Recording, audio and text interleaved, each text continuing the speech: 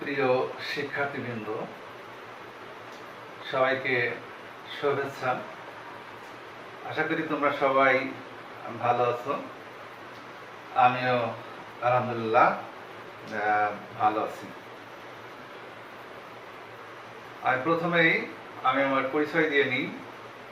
আমি মোহাম্মদ আব্দুল মমিন, সহকারী প্রধান শিক্ষক, কুতুবপুর মাধ্যমিক বিদ্যালয়, চুয়াডাঙ্গা সদর।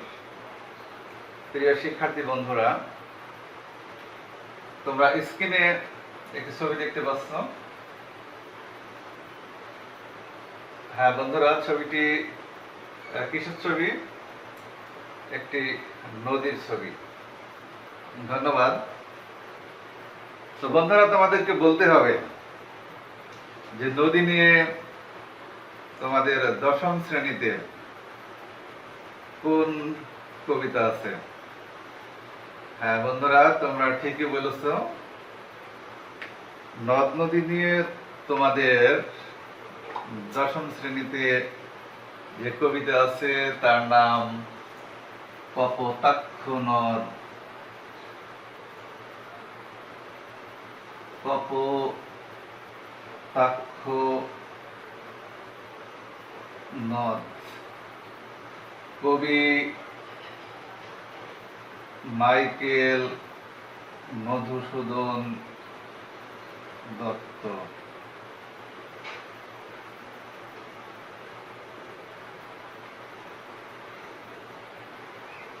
মাইকেল মধুসূদন দত্ত। আমরা প্রথমেই একটু কবি সম্পর্কে জেনে নেব। কবি মাইকেল মধুসূদন দত্ত 1824 খ্রিস্টাব্দের 25শে জানুয়ারি যশোর জেলার সাগরদাড়ি গ্রামে জন্মগ্রহণ করেন। কবি 1842 খ্রিস্টাব্দে তিনি বিভিন্ন কারণে খ্রিস্টান ধর্মে দীক্ষিত হন এবং কবির ছোটবেলা থেকেই ইংরেজি সাহিত্যের উপরে একটা অনুরাগ ছিল, ভালোবাসা ছিল, যে কারণে কবি বিদেশে যান এবং সেখানে যে ইংরেজি সাহিত্যে বিভিন্ন লেখালেখি শুরু করেন। তো কবির যে সমস্ত অমর কীর্তি আছে তার মধ্যে উল্লেখযোগ্য হচ্ছে মেঘনাদ বধ কাব্য। হ্যাঁ বন্ধুরা, তোমরা দেখতে পাচ্ছ যে মেঘনাদ বধ কাব্য কবির অমর কীর্তি। এছাড়া কবির বিভিন্ন রচনাবলী আছে। তার রচনাবলীর মধ্যে হচ্ছে তিলোত্তম সম্ভব কাব্য, বীরাঙ্গনা কাব্য। এছাড়া আছে তার চতুর্দশপদী কবিতাবলী।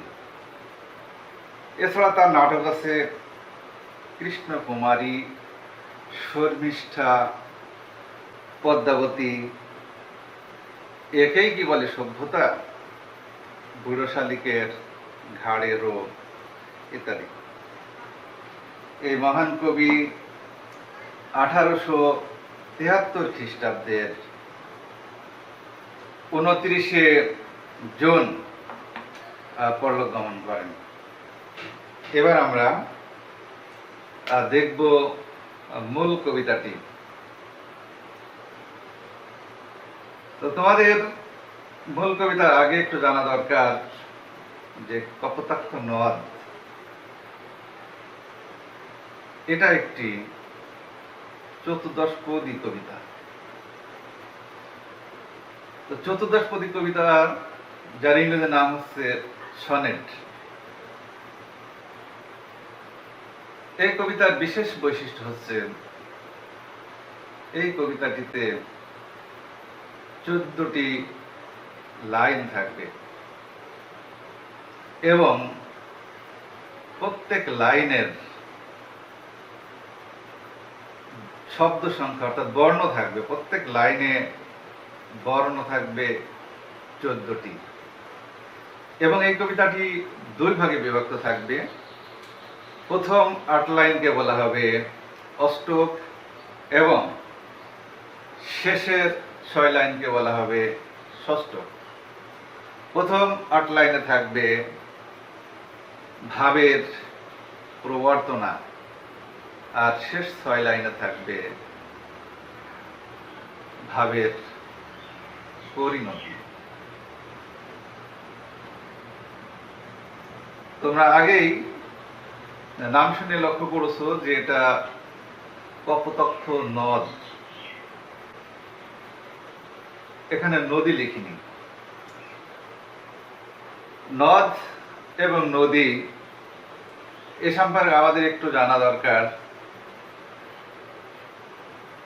এ বিষয়ে 2টি মত প্রচলিত আছে।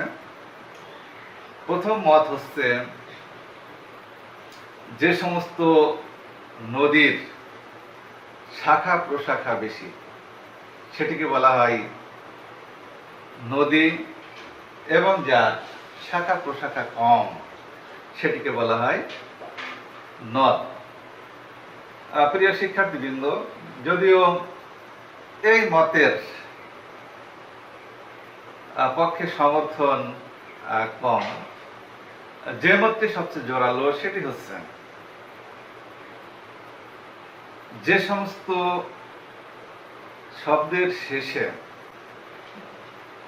আকার, রস্যিকার, দীর্ঘিকার এগুলো আছে, অর্থাৎ যে শব্দগুলো স্ত্রীবাচক শব্দ, মূলত এই নামে যে সমস্ত নামকরণ করা আছে সেটি হচ্ছে নদী, এবং যেগুলো পুরুষবাচক শব্দে নামকরণ করা আছে সেটি হচ্ছে নদ। তোমরা লক্ষ্য করেছো যে কপোতাক্ষ, এই কপোতাক্ষ এই শব্দের শেষ শব্দের সাথে রস্যিকার, দীর্ঘিকার, আকার এগুলো নেই, যে কারণে এটিকে বলা হয়েছে নদ। যদিও কিছুটা ব্যতিক্রম লক্ষ্য করা যায়, যেমন তিতাস। তিতাস যদিও শেষ বর্ণের সাথে আকার, রস্যিকার, দীর্ঘিকার নেই, তবু এটি একটি নদী। আমরা সবসময়ই কিছু কিছু ব্যতিক্রম লক্ষ্য করি। যেমন আমরা যদি আমাদের নামের বিষয়েও আমরা একটু খেয়াল করি, তাহলে দেখবে কিছু কিছু নাম তোমরা পাবে যেটি কমন, ছেলেদেরও এবং মেয়েদেরও হয়। যেমন মমতাজ, কুসুম, কাজল, এ ধরনের অনেক নাম আছে যেগুলো ছেলে মেয়ে উভয়ই রাখে, এগুলো ব্যতিক্রম। কিন্তু প্রায় নামের ক্ষেত্রে তোমরা লক্ষ্য করবা যে সমস্ত নামের শেষে, অর্থাৎ নামের শেষ অক্ষরের সাথে আকার, হস্যিকার, দীর্ঘিকার থাকে, মূলত ওইগুলোই মেয়েদের নাম রাখা হয়, এবং আকার, হস্যিকার, দীর্ঘিকার ছাড়া যে নামগুলো এগুলো আসলে ছেলেদের নাম রাখা হয়। বন্ধুরা, আমরা এখন চলে যাব মূল কবিতায়। কপোতাক্ষ নদ, মাইকেল মধুসূদন দত্ত। সতত হেনদ তুমি পড়ো মোর মনে, সতত তোমারই কথা ভাবি এ বিরলে। সতত যেমতি লোক নিশার স্বপনে, শোনে মায়া মন্ত্রধ্বনি, তব কল কলে জোড়ায় কান আমি ভ্রান্তির চলনে বহু দেশে দেখিয়াছি বহু নদ দলে কিন্তু এ স্নেহের তৃষ্ণা মিটে কার জলে দুগ্ধ স্রোতরূপী তুমি জন্মভূমি স্তনে আর কি হে হবে দেখা যতদিন যাবে প্রজারূপে রাজরূপ সাগরের দিতে বাড়ি রূপ কর তুমি এ মিনতি গাবে বঙ্গজনের কানে শখে সখারিতে নাম তারি প্রবাসে মজি প্রেম ভাবে লইছে যে তব নাম বঙ্গের সঙ্গীতে। প্রিয় বন্ধুরা, আমরা এতক্ষণ এই কবিতাটি শুনলাম। এখন আমরা একটু এই কবিতাটির আবৃত্তি শুনব। তোমরা লক্ষ্য করো। কপোতাক্ষ নদ, মাইকেল মধুসূদন দত্ত। সতত হে নদ তুমি পড়ো মোর মনে, সতত তোমার কথা ভাবিয়ে বিরলে, সতত যেমতি লোক নিশার স্বপনে শোনে মায়া মন্ত্রধ্বনি তব কলকলে, জুড়ায়ে কান আমি ভ্রান্তির ছলনে। বহু দেশে দেখিয়াছি বহু নদদলে, কিন্তু এ স্নেহের তৃষ্ণা মিটে কার জলে। দুগ্ধ স্রোতরূপী তুমি জন্মভূমি স্তনে, আর কি হে হবে দেখা যতদিন যাবে প্রজারূপে রাজরূপ সাগরের দিতে। বাড়িরূপ কর তুমি এ মিনতি গাবে বঙ্গজনের কানে শখে সখারিতে নাম তার এ প্রবাসে মজি প্রেম ভাবে লইছে যে তব নাম বঙ্গের সঙ্গীতে।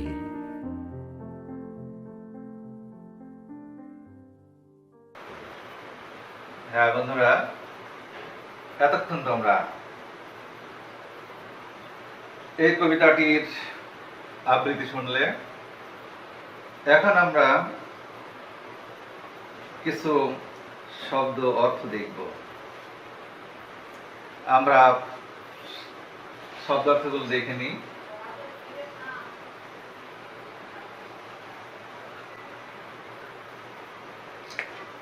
আমরা দেখি শব্দার্থগুলো। সতত অর্থ হলো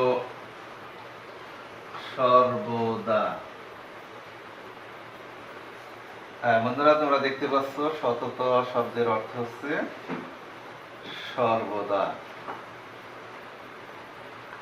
এ জাতীয় আমরা আরো কিছু শব্দ দেখব। বিরলে,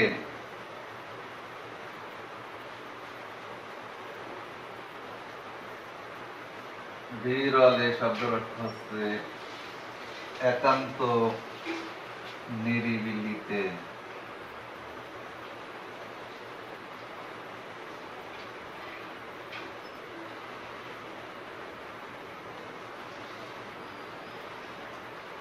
হ্যাঁ বন্ধুরা, তোমরা দেখছো যে বিরলে শব্দের অর্থ হচ্ছে একান্ত নিরিবিলিতে।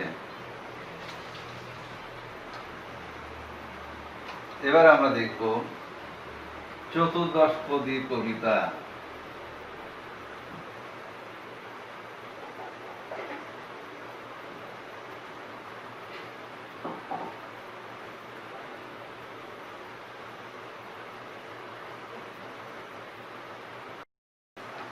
চতুর্দশপদী কবিতা, আমরা এর অর্থটা দেখব।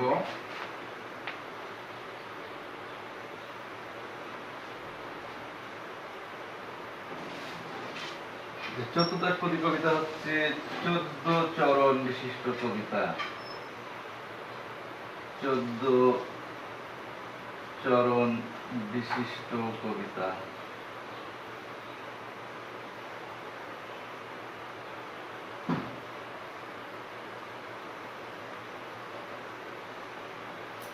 চোদ্দ চরণ বিশিষ্ট কবিতা।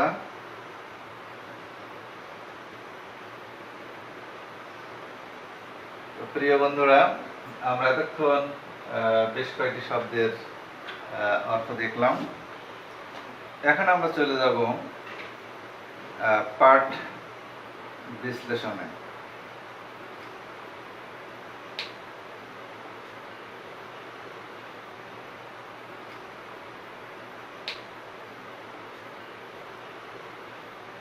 তো পাঠ বিশ্লেষণে আমরা যাব, যে মূল কবিতাটা আমরা দেখব যে আসলে কপোতাক্ষ নদ এই কবিতাটি কবির চতুর্দশপদী কবিতাবলী থেকে গৃহীত হয়েছে। এই কবিতায় কবির স্মৃতি কাতরতা পরিচয় পাওয়া যায়।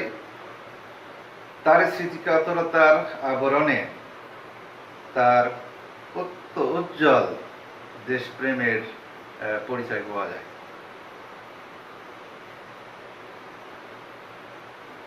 শৈশবেই কবি এই নদের তীরে প্রাকৃতিক পরিবেশে বড় হয়েছেন।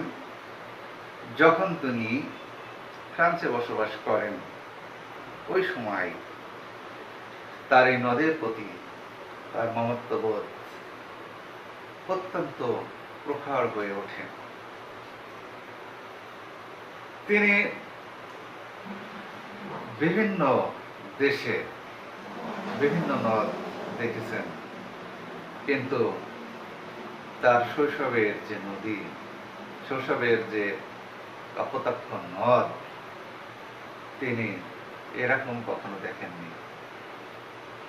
এই নদীর পাশেই কবি তার শৈশবকাল কাটিয়েছেন।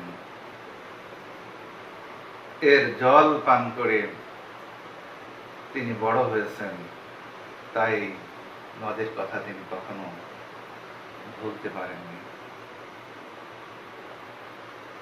তিনি বলেছেন যে দুগ্ধ স্রোতরূপী ভূমি, জন্মভূমি বিস্তমনে, অর্থাৎ শিশুরা যেমন তার মায়ের কোলে অত্যন্ত স্নেহ ভরে দুগ্ধ পান করে বড় হয়, তেমনি কবিও এই নদের পাশে যে স্নেহ পেয়েছেন সেটা তিনি বলতে পারেন। বাড়ির পর, অর্থাৎ এখানে রাজা প্রজার মধ্যে যে করের একটি বিষয় থাকে, তিনি সে বিষয়ে তুলে ধরেছেন। এই বাড়ির উপর তুমি, অর্থাৎ এই নদীর পানি সাগরে প্রবাহিত হয়, সাগরে যে পড়ে, তো প্রজা যেমন রাজাকে কর দেয়, ঠিক তেমনি ভাবে এই নদও সাগরকে কর হিসাবে দিয়েছেন। কবির সবিনয় মিনত কপোতাক্ষ নদের কাছে কবির সবিনয় মিনতি।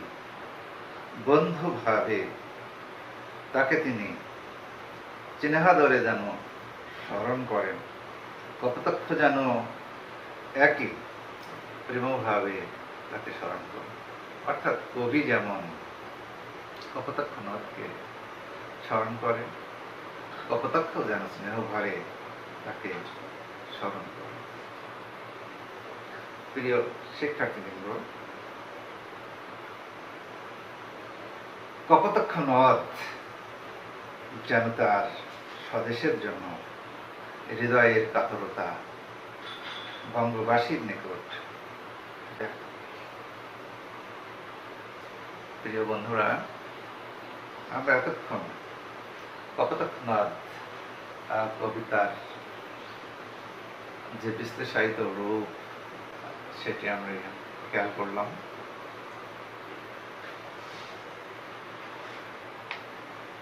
তো তোমরা এতক্ষণ দেখলে কপোতাক্ষ নদ কবিতা। আমরা এখন কিছু কিছু ছোট প্রশ্নের মাধ্যমে তোমাদের মূল্যায়ন করব।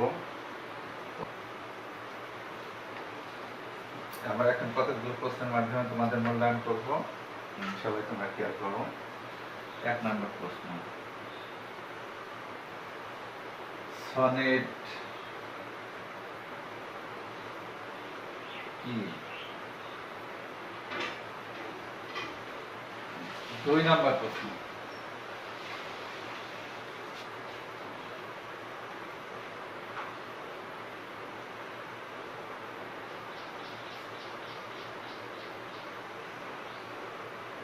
স্নেহের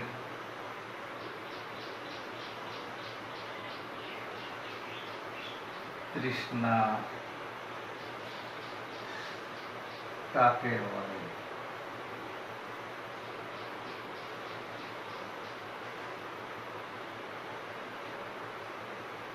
তিন নম্বর প্রশ্ন,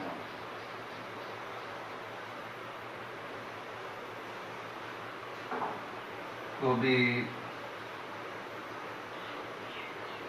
কত সালে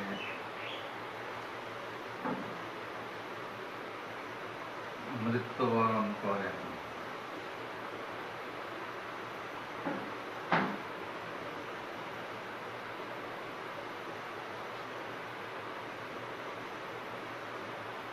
চার,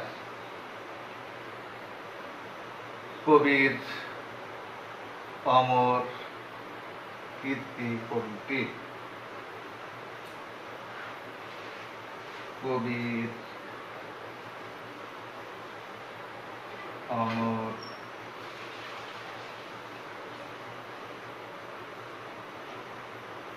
কীর্তি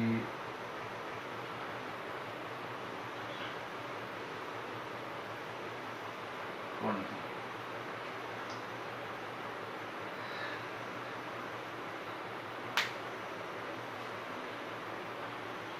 প্রিয় বন্ধুরা, তোমরা এতক্ষণ আশা করছি যে প্রশ্নের উত্তরগুলো লিখে ফেলেছ। তো প্রথমে আমরা দেখি সনেট কি। সনেট হচ্ছে চতুর্দশপদী কবিতা। এরপরে আমরা দেখব স্নেহের তৃষ্ণা কাকে বলে। স্নেহের তৃষ্ণা অর্থ হচ্ছে যেখানে স্নেহ ভরে, মানে স্নেহের অভাব বোধ হয়, সেটাই হচ্ছে স্নেহের তৃষ্ণা। কবি কত সালে মৃত্যুবরণ করেন? বন্ধুরা, তোমাদের নিশ্চয়ই খেয়াল আছে যে কবি 1876 খ্রিস্টাব্দে মৃত্যুবরণ করেন। কবির অমর কীর্তি কোনটি? তোমরা নিশ্চয় লিখতে পেরেছ যে কবির অমর কীর্তি মেঘনাদ বধ কাব্য। তো ধন্যবাদ বন্ধুরা। এবার তোমাদের জন্য একটি বাড়ির কাজ। সবাই তোমরা বাড়ির কাজ লিখে নাও।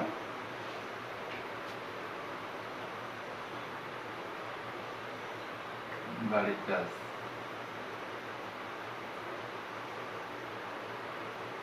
কপোতাক্ষ নদ।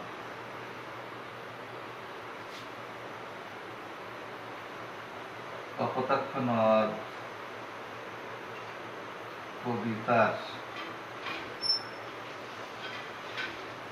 ভাবার্থ।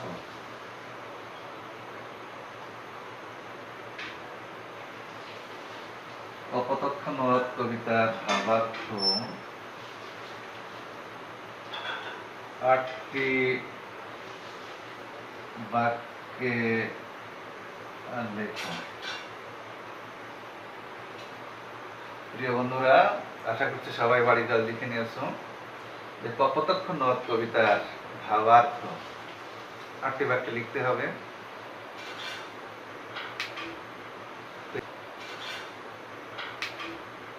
প্রিয় শিক্ষার্থীবৃন্দ এবং সম্মানিত সুধী মণ্ডলী, যারা এতক্ষণ আমার আজকের ক্লাসটি দেখলেন সবাইকে ধন্যবাদ জ্ঞাপন করছি। সাথে সাথে প্রিয় শিক্ষার্থীবৃন্দ, তোমরা অবশ্যই এই করোনাকালীন সময়ে বাড়ি থাকবে, নিয়মিত অনলাইনের ক্লাস দেখবে এবং যে সমস্ত বাড়ির কাজ তোমাদের দেওয়া আছে তোমরা এগুলো সবসময় রেডি রাখবে। যখন তোমাদের কোনো ছাড়, বিশেষ করে তোমাদের শ্রেণীর শিক্ষক যখন তোমাদের হোম ভিজিটে যাবে অথবা যখন প্রতিষ্ঠান খোলা থাকবে তখন তোমরা তোমাদের বিষয় শিক্ষককে দিয়ে এই বাড়ির কাজ সমূহ মূল্যায়ন করিয়ে নেবে। সবাই ভালো থেকো, সুস্থ থেকো, গৃহে অবস্থান করো। একান্ত যদি বাইরে যেতে হয় তাহলে অবশ্যই মাস্ক পরিধান করো। ধন্যবাদ প্রিয় শিক্ষার্থীবৃন্দ, ধন্যবাদ সবাইকে।